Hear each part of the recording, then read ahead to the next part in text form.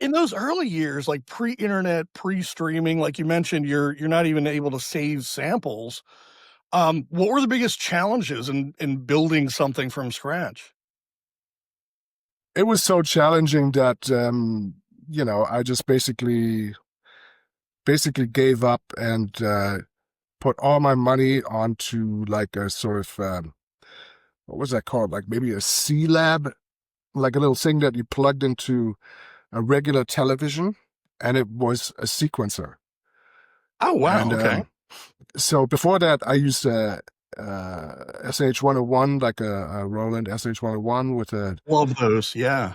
with the Roland 909, TR-909, and then that those kind of things, they were independently syncing to each other, but you couldn't do much else. So I bought this kind of C-Lab card, and I bought a Emacs sampler, and that was it. It was so expensive. It cost like, I think, I don't know, 6,000 Deutschmarks all in all, and it was astronomical amount of money. But all of Wow. a sudden, I could do things, and I sat in front of my big old black and white television and had all these like bars of sequencing, and it was really cumbersome.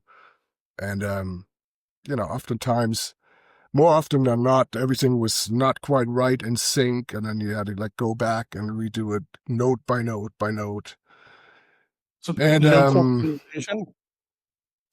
no, and then we had a 4-track cassette recorder, like a Fostex 4-track. Okay.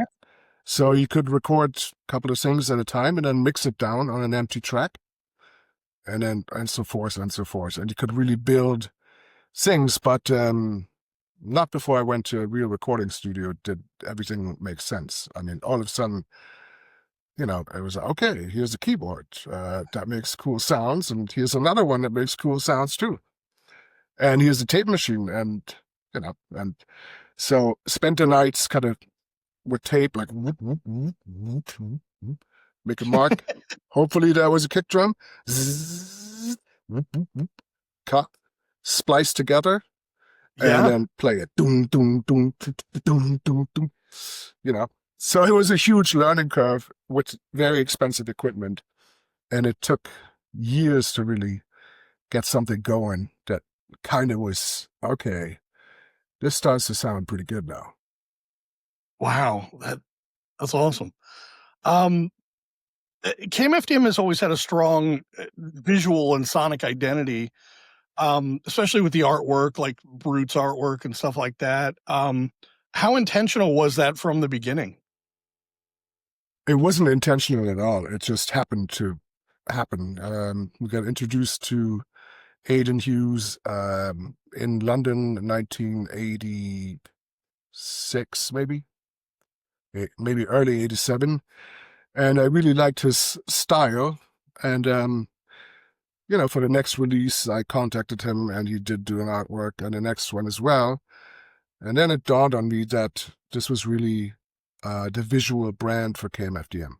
It was kind of like Coca-Cola. You could not mistake it for something else. And 100%. Yeah.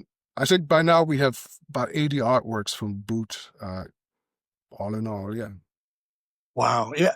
I You definitely nailed it with the branding. Like without even seeing the name or the letters, when you see that artwork, you already know what it is. You can spot it from across the street or across a concert.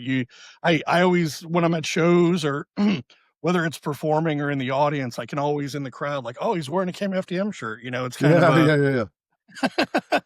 Yep. That's a nice side effect, yeah. yeah.